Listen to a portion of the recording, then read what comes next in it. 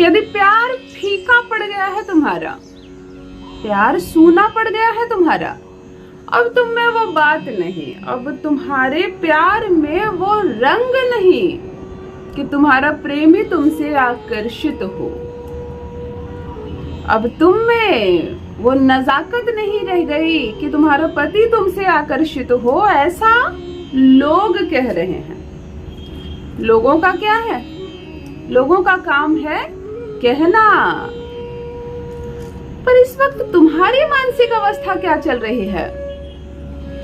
तुम्हें प्यार में कमी मिल रही है, तुम्हारा दाम्पत्य सुख तुम्हें जितना प्राप्त करना चाहिए, तुम वास्तव में जितने प्रेम, जितने सम्मान की हकदार हो, वह नहीं मिल रहा अभी तुम्हें। पुरुष भाई की बात करती हूँ, प्रेमिका ठुकरा चुकी है तुम्हें, तुम्हारे प्रेम के बंधन में वो बंध ही नहीं पा रही। वो बुरी नहीं है, उसका स्वभाव खराब नहीं है, उसके मन में कोई अन्य नहीं है, परंतु वह विश्वास ही नहीं कर पा रही क्योंकि तुम्हारे प्यार का रंग फीका पड़ गया है। जानते हो सबसे सुंदर रंग शास्त्रों में किसे कहा गया है? सबसे सुंदर रंग। रंग तो सभी सुंदर है, सभी ईश्वर ने बनाया है, सभी प्रेम का रंग है। प्रेम का रंग लाल कहा जाता है, ईश्वर का रंग सफेद कहा जाता है, परंतु सबसे सुंदर रंग किसे कहा जाता है?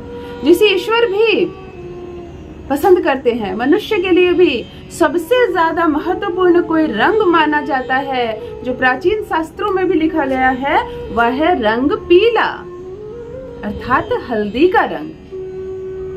हल्दी जो भाग्य बदलने के लिए एक चुटकी हल्दी ही काफी होती है किस्मत को जगाने के लिए। हल्दी के बिना विवाह संपन्न नहीं होता। संसार का कोई भी ऐसा सगुन का शुद्ध कार्य नहीं जहाँ हल्दी का प्रयोग ना हो। फिर यहाँ जब प्यार तुम्हारा फीका पड़ गया है, जब प्रेमी अब आकर्षित नहीं हो रहा तुमसे, जब पति तुम्हारे सामने है परंतु तुम्हारी ओर नहीं देखता, अर्थात प्यार का रंग जब फीका पड़ने लगे, तब हम इसी हल्दी का प्रयोग करेंगे। क्योंकि हल्दी केवल हल्दी नहीं है, ना ही वह एक किचन में एक सामग्री है, वह साक्षात गुरु है, गुरु बृहस्पति देव है। भगवान विष्णु, माता लक्ष्मी को अति प्रिय यह हल्दी। वैवाहिक कार्यक्रम में सर्वप्रथम किसी सामग्री का प्रयोग है तो वह है हल्दी।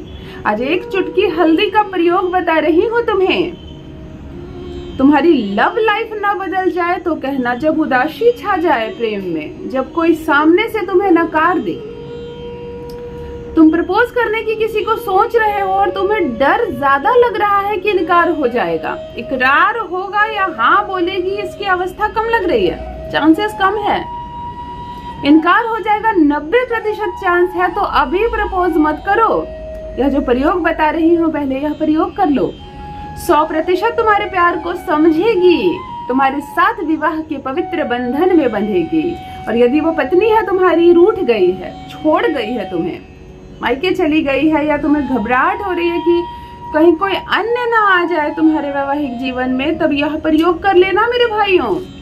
तुम्हारी पत्नी तुम्हारे ही प्रेम में पागल होकर सब दुनिया छोड़कर तुम्हारे पैरों पर गिरेगी, तुम्हारे प्यार को स्वीकार करेगी। पुरुष और स्त्री दोनों के लिए है यह प्रयोग। थोड़ी सी हल्दी कैसे तुम्हारे प्यार भरे दाम्पत्य जीवन के सुख को तुम्हारी तरफ आकर्षित करेगा। यह अद्भुत चमत्कार तुम स्वयं अपनी आंखों से देखोगे। जान लीजिए प्रथम मैं कौन हूँ। नमस्कार दोस्तों, मैं हूँ खुशबू सिंह। बहुत स्वागत, बहुत अभिनंदन करती हूँ आप सबका अपने YouTube चैनल ज्योतिष ज्ञान में। कैसे हैं मेरे भाइयों, कैसी है मेरी बहनों? मेरे कमेंट सेक्शन में जय माता दी, हर हर महादेव अवश्य लिखें। अपनी खैरियत मुझे जरूर बताएं।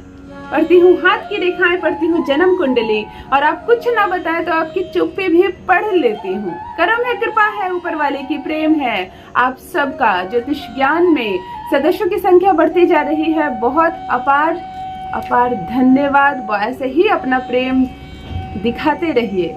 घर नहीं टूटने दूंगी, एक भी दिल नहीं टूटने दूंगी। आज 15 वर्षों से यह सफल प्रयास कर रही हूँ। यही वो प्लेटफॉर्म है जहाँ प्रयास किया जाता है कि दाम्पत्य सुख भरकर मिले उसे जो इसका हकदार है। गुरु कमजोर ना पड़े आपका, शुक्र कमजोर ना पड़े आपका। मेरी बहनों, रोना नहीं है आपको, आंसू नहीं बहाना। मेरे भाइयों, आपको उदास नहीं होना। मैं तो एक माध्यम हूँ, जो कर रहे हैं परमात्मा कर रहे हैं। कोशिश करूंगी जितना हो सके आपका घर नहीं टूटने दूंगी। चलिए हल्दी का एक छोटा सा प्रयोग बता रही हूँ।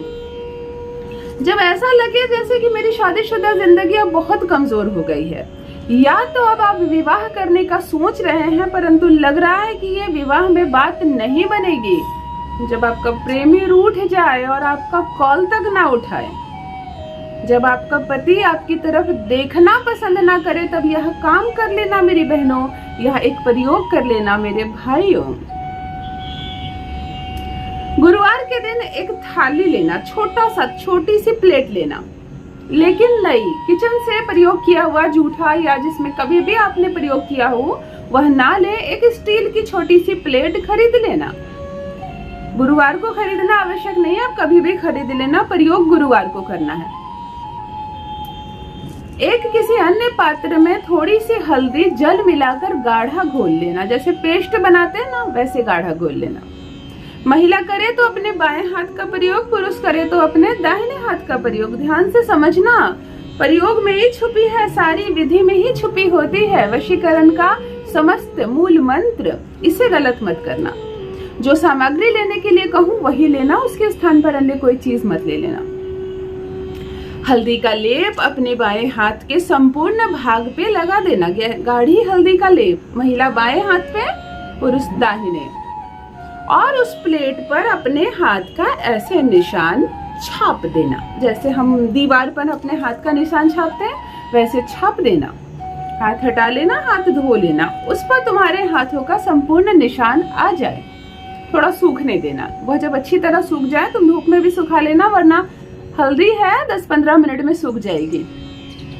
चने की दाल, अपनी मुट्ठी से 5 मुट्ठी चने की दाल लेना और तुम जो हाथ की निशान अपना खुद का बनाए हो इसके ऊपर संपूर्ण चने की दाल बिखेर देना। ढक देना इसे 5 मुट्ठी चने की दाल से। अब पता ही ना चले कि नीचे स्वागत में तुम्हारे हाथ है।